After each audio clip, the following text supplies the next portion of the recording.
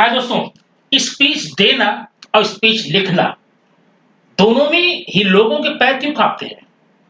लिखने में पेन कांपे, हाथ कांपे, और स्पीच देने में पैर। स्टेज पर खड़े होकर के अगर आपको किसी अवसर पर स्पीच देना हो, पैर कांपते हैं ना। लेकिन दोस्तों, आज के बाद से ये सारी प्रॉब्लम खत्म हो जाएगी। चाहे तो आप एग्जामिनेशन हॉल में फिर से लिखते जाइए, ना पेन रुकेगी ना हाथ कांपेंगे। और अगर आप स्पीच देते हैं किसी फंक्शन में, किसी इवेंट पर, तो वहां पर आपके पैर नहीं कांपेंगे, जबान नहीं कांपेगी, क्योंकि आज हम पढ़ने वाले हैं स्पीच राइटिंग का चैप्टर। स्पीच लिखे कैसे? दोस्तों, स्पीच देना, भाषण देना, भाषण लिखना दोनों एक आर्ट है, एक कला है। और अगर आपने उस कला की विधा को, उस कला के प्रकार को, उस कला के तरीके को सीखा, तो फिर लिखने में कोई दिक्कत नहीं। स्पीच देने में भी क्या चाहिए? हाव भाव चाहिए, बॉडी लैंग्वेज चाहिए, जेस्चर चाहिए। आप सीधे खड़े होकर के बोलेंगे, आज मैं एक भाषण देने जा रहा हूं, कोई सुनने वाला नहीं। और पहुंचते ही स्टेज पर आपने भाषण शुरू कर दिया, मेरी बात सुनो, सामने आवाज आएगी, क्यों सुनो? हो कौन भैया, मैं आपकी आवाज सुनूं क्यों? ऐसा क्यों कहा उसने? क्योंकि आपने एक प्रॉपर तरीका था, एक प्रॉपर चैनल था, एक प्रॉपर विधि थी, एक विधा थी, आपने उसको फॉलो नहीं किया। वो विधा कौन सी है? आज की वीडियो में इसी चीज को पढ़ने वाले हैं। स्पीच राइटिंग में कौन सी प्रकार है, क्या करें, क्या बोले, शुरुआत कैसे करें। अगर आपने शुरुआत अच्छी की तो समझ लो आपका आधी स्पीच खत्म। तो चलिए, स्पीच में जाने के पहले हम देख लें स्पीच राइटिंग में कैसी स्पीच राइटिंग आपको आती है एग्जाम में, और क्या क्या करना होता है, उसके मार्क्स के सिस्टम कैसे हैं, उसके मार्क्स डिस्ट्रीब्यूट कैसे होते हैं। वो सारी बातें हम आज की वीडियो में देखेंगे, और साथ साथ आज ही कंफर्म करेंगे स्पीच हम लिखे कैसे। आज की इस वीडियो को देखने के बाद जैसे ही वीडियो खत्म होगा, मैं आप प्रॉमिस करता हूं आप स्पीच लिखते हुए पाए जाएंगे। श्योर। और बहुत ही फ्रेंकली बड़े आसान से, क्योंकि आने वाले वक्त में आपके बोर्ड की एग्जामिनेशन है, होम एग्जामिनेशन है, कहीं भी जाएंगे आपको स्पीच लिखने का 5 मार्क्स का क्वेश्चन मिलता है, और वो नंबर लेना आपका हक है। और आपका हक के साथ साथ बहुत आसान है। देखिए इसका मार्किंग सिस्टम कैसे है। स्पीच राइटिंग मार्क्स डिस्ट्रीब्यूशन, दोस्तों ये पूरा का पूरा आपका जो स्पीच होता है 5 मार्क्स का होता है। 5 नंबर आपको मिलने वाले होते हैं। लेकिन 5 नंबर अब ऐसा नहीं है कि किसी एक टॉपिक पर है, इसके मार्क्स को properly through the proper channel distribute किया गया है, कहां पर आपको कितने नंबर मिलने वाले हैं। Number 1, proper format. आपकी स्पीच का जो लिखने जा रहे हैं उसका फॉर्मेट प्रॉपर होना चाहिए। फॉर्मेटिंग, प्रेजेंटेशन, उसका आप जो प्रेजेंट करने जा रहे हैं उसका प्रेजेंटेशन बहुत ही आकर्षक होना चाहिए, तब जाकर के आप वह 1 नंबर पाएंगे। तो प्रेजेंटेशन पर आपको 1 मार्क्स मिलने वाला है। दूसरा है कंटेंट्स, जो मैटर है। मैटर क्या है? स्पीच है स्वच्छता अभियान पर, और आप दे रहे हैं महात्मा गांधी जयंती पर। वक्त है 26 जनवरी गणतंत्र दिवस रिपब्लिक डे का, आप दे रहे हैं इंडिपेंडेंस डे का। तो कंटेंट का भी ध्यान हम रखेंगे। अब ऐसा नहीं कि एक कंटेंट हमने तैयार कर लिया है, एग्जाम में चाहे जो भी टॉपिक आए हम जाकर वही लिखेंगे, नहीं। कंटेंट इज मस्ट, और उस कंटेंट के लिए आपको सबसे ज्यादा नंबर ये कंटेंट में ही मिलता है, 2 मार्क्स का। अगला है proper proper order, sequence, matter. अब मैटर क्या है? शुरू में आप क्या करेंगे? शुरू में आप प्रस्तावना देते हैं, शुरू में आप अपना परिचय देते हैं, शुरू में आप ये बताते हैं आप किस चीज पर, कौन से टॉपिक पर कौन से स्पीच देने जा रहे हैं, ताकि उसके पहले जो पब्लिक है वो अटेंटिव हो जाए कि आपको स्पीच सुननी है कि नहीं सुननी है, वो स्पीच सुनना चाहते हैं नहीं सुनना चाहते हैं, जानकारी लेना चाहते नहीं। तो सेकंड, उसके बाद क्या करें? एक बॉडी पाएंगे आप, उसका मेन मुद्दा जिसमें आप पूरे कंटेंट को डालेंगे, ठीक ना। और लास्ट का चैनल होगा, लास्ट का पैराग्राफ होगा 3-4 लाइन का, जिसमें आप अपना पॉइंट ऑफ व्यू देते हैं, पूरे स्पीच का निचोड़ देते हैं। पूरे स्पीच में आपने कहना क्या चाहा है, जो बातें छूट गई हैं शॉर्ट में लोगों को बताने का प्रयास करते हैं, ठीक। और अगला है ग्रामर। वैसे पूरा का पूरा स्पीच ग्रामर है, हर लाइन में हर वर्ड में ग्रामर है, लेकिन आपके ग्रामेटिकल स्ट्रक्चर देखे जाएंगे, ग्रामेटिकल पॉइंट देखे जाएंगे, आपने कहीं पर ग्रामेटिकल मिस्टेक तो नहीं की है, सेंटेंस का सीक्वेंस क्या है, टेंस है, वर्ब का फॉर्म है, आर्टिकल्स का यूज है, पंक्चुएशन है, ये सारी बातें मायने रखती हैं और ये आपको पूरा देता है 1 मार्क। इस प्रकार से 1 + 2 + 1 + 1 ये 5 मार्क्स का आपका पूरा स्पीच राइटिंग हो जाता है। अब उसके बाद क्या करना है, यहां पर पॉइंट वाइज लेते हैं। पहला पॉइंट आप क्या ध्यान देंगे, पॉइंट ध्यान देना, हेडिंग, आपके स्पीच की हेडिंग। और एक बात कंफर्म बता दूं, कहीं कहीं किसी किसी स्कूल में कोई कोई टीचर बोलते हैं इसमें हेडिंग लिखना जरूरी नहीं है, लेकिन हर जगह का, हर राज्य का अलग पैटर्न होता है। आप अपने स्कूल में जाकर कंफर्म कर लेंगे अपने सर से, अपने टीचर से, मैडम से कि मैडम एग्जाम में जो स्पीच राइटिंग आएगा उसमें हमें हेडिंग लिखनी है कि नहीं। अगर आपके टीचर ने कहा नहीं लिखनी है तो फिर नहीं लिखनी है, मत लिखिए, और बोलती है लिखनी है तो फिर लिखिए। ये डिपेंड करता आपके यहाँ जो पैटर्न है पढ़ाया जाता है उस पर, आप कंफर्म कर लेंगे। लेकिन मैं तो यहाँ पर बताऊंगा हेडिंग। पहला आपका सबसे पहला पॉइंट होता है, आप स्पीच देते समय पहले आंसर नंबर डालेंगे, ऊपर लिखेंगे स्पीच राइटिंग, फिर नीचे स्पीच किस चीज पर, किस टॉपिक पर है उसका आप यहां पर हेडिंग डालेंगे। हेडिंग आपका ये पहला सबसे इंपॉर्टेंट मुद्दा हो जाता है।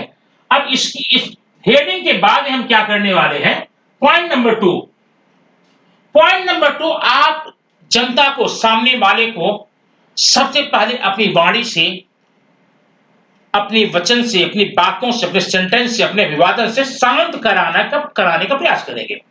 अब जाते ही स्पीच देना शुरू कर दीजिए, जाते ही बोलिए भाई कैसे हैं मेरे प्यारे भाइयों, मेरी बहनों, मेरे दोस्तों, मेरे साथियों। ऐसा देखे होंगे ना जो भाषण देते हैं कि डायरेक्ट जाकर के वो चले गए, स्पीच देना शुरू कर दिए, कोई सुनेगा नहीं सुनेगा। पहले उनको आप अटेंशन में लाइए।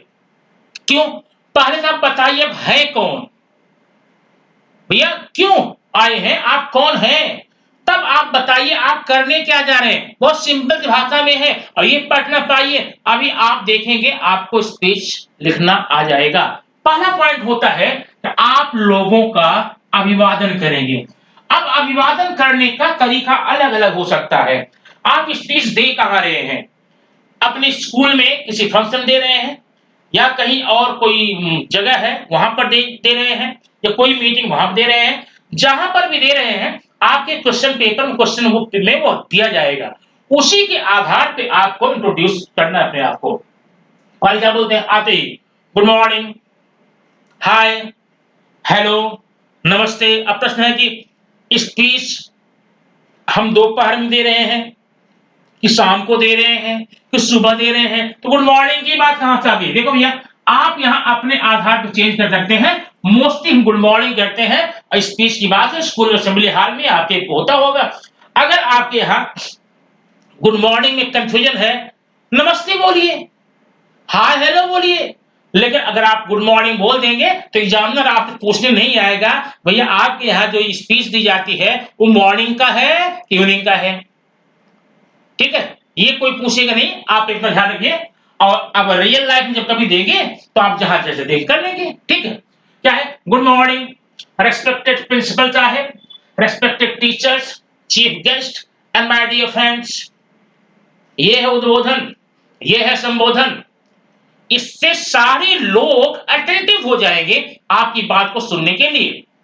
खैर, यहां सुनने की बात नहीं है या लिखने की बात नहीं कर रहा हूं, आप इतना लिखेंगे ये संबोधन में। अब ये तरीका आप चेंज कर सकते हैं, ऐसे good morning my dear friends. अगर मान ली स्कूल की बात नहीं है, ये कार्यक्रम आपका स्कूल में नहीं हो रहा है, तो आप क्या बोलेंगे, good morning dear friends, I am so and so.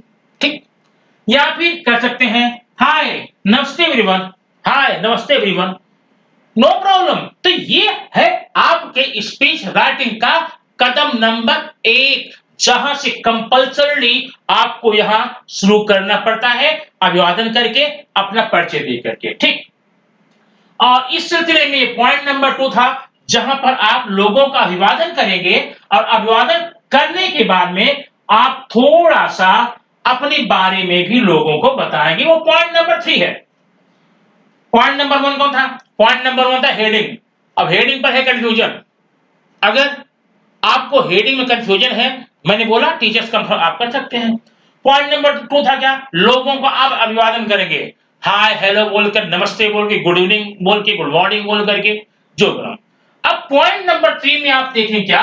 Point number 3 में है आप सेल्फ इंट्रोड्यूस करेंगे, अपने बारे में बताएंगे, क्योंकि कुछ लोग वहां पर होंगे जो आपके बारे में जानते होंगे, बाकी को आपके बारे में जानने की जिज्ञासा होगी। भैया जो स्पीच देने आया है, एक्चुअली है कौन, वो है कहां का, नाम क्या है, करता क्या है, ये सारी बातें श्रोताओं को सुननी जरूरी होती है। कि आप यहाँ क्या कर सकते हैं, कुछ तरीके यहां पर हैं, आप वहां पर जाके बोल सकते हैं, लिख सकते हैं। आपने बोल दिया, अभिवादन कर दिया, good morning respected teachers, my dear friends, chief guest on the stage, something else like that. उस वक्त क्या बोलेंगे? I am Ratan Kashyap, I am Ratan Kashyap, I am Anurag Bhadauria, I am कुछ एनीथिंग एल्स, कुछ भी बोलिए, मैं ये हूं, अपना नाम बोलेंगे। और साथ में बोलिए आई am Ratan Kashyap, student of 12th science या 11th या 10th या 8th, जो क्लास को बोल सकेंगे। आपने अपना परिचय दिया। या फिर my name is Ratan Kashyap, यहां देखिए I am Ratan Kashyap from 12th B, या फिर my name is Ratan Kashyap from 12th B, या फिर now I am Ratan Kashyap here in front of you.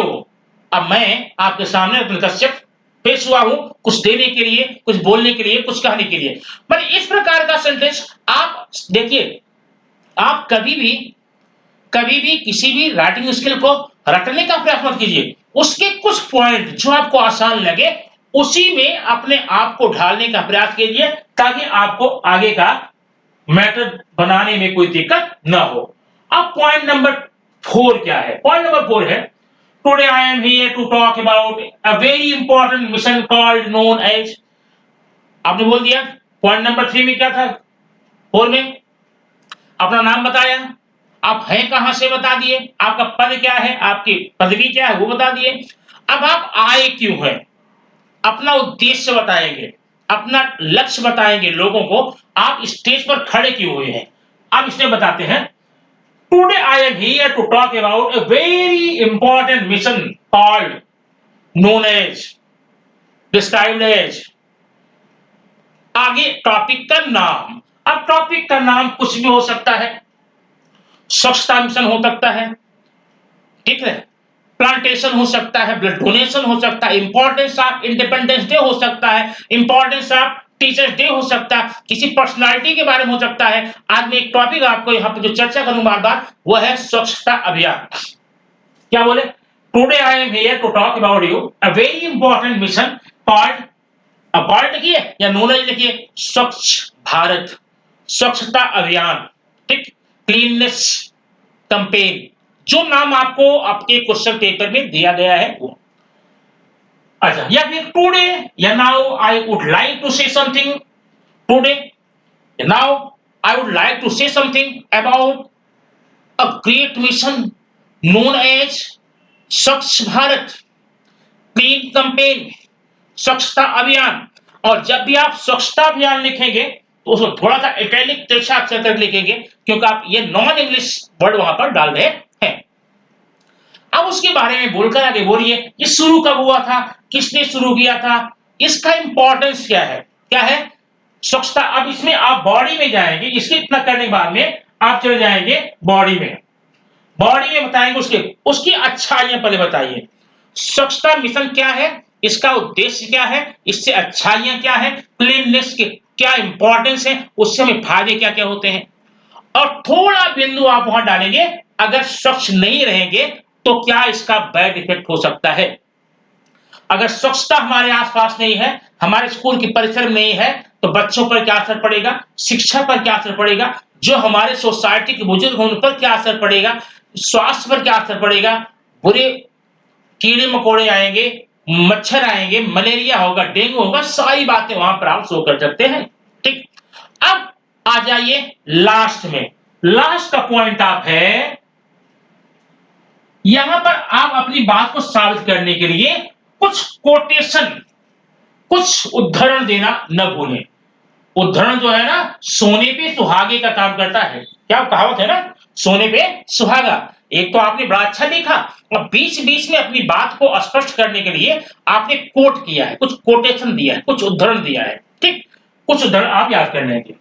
अब यहां पर कोट देने के बाद में, लिखने के बाद हम क्या करेंगे, अब आ जाइए आप अगले पॉइंट पर। वहां पर अब आपकी हो गई बॉडी, ठीक है। लास्ट पॉइंट क्या हो, बॉडी में क्या करेंगे, क्लीननेस का उद्देश्य क्या है, इसके फायदे क्या है, इसके अच्छे प्रभाव क्या है। और अगर क्लीननेस नहीं किया गया, क्लीननेस नहीं, स्वच्छता अभियान नहीं चलाया गया, अपने आसपास के परिसर को स्वच्छ नहीं रखा गया, उसके बुरे प्रभाव क्या पड़ेंगे, वो डाल देंगे। अब आ जाए लास्ट पैराग्राफ में, जिसे बोलते हैं कंक्लूजन। क्या निष्कर्ष, आप कुल मिलाकर कहना क्या चाहते हैं पब्लिक से, या अपने पूरे एसे में लिखना क्या चाहते हैं, ये क्या है। यहां पर आप लास्ट में कंक्लूड करेंगे, अपना पॉइंट ऑफ व्यू देंगे, आपका क्या मत है, आप कहना क्या चाहते हैं, या फिर what do you want to say, आप अपने एसे के माध्यम से क्या करना, क्या मैसेज देना चाहते हैं, आपका मैसेज क्या है। ठीक, या लेसन क्या है, योर मैसेज क्या है। थैंक्स गिविंग, सारे लोग थैंक्स देंगे क्योंकि आपकी बात को सुने हैं, क्योंकि ज्यादातर लोग सुनते होते नहीं है। ठीक, सारे लोगों को मैसेज देना पड़ेगा। क्यों देना पड़ेगा, क्योंकि आज के इस व्यस्त समय में कोई बैठ करके किसी का भाषण सुने, ऐसा होता नहीं है, लेकिन फिर भी लोगों ने सुना है आपका भाषण, आपकी स्पीच, इसलिए सबको आप थैंक्स दीजिए। भैया आप बहुत बड़ी मेहरबानी किए, कोई मेरी बात सुन नहीं रहा था, आपने सुना, इसके लिए आपको बहुत बहुत धन्यवाद। दोस्तों, तो ये रहा आपका स्पीच लिखने का तरीका, और ये क्वेश्चन आपको निश्चित रूप से आपके एग्जामिनेशन में इंग्लिश में मिलेगा ही मिलेगा, और इंग्लिश में क्वेश्चन मिलेगा, फिर आप जरूर करेंगे, और करेंगे तो आपको नंबर इसमें पूरा मिल जाएगा। ये रहा अच्छे राइटिंग। फिर हम राइटिंग स्किल के कुछ ऐसे ही पॉइंट लेकर के नेक्स्ट वीडियो में मिलेंगे, तब तक के लिए थैंक यू वेरी मच।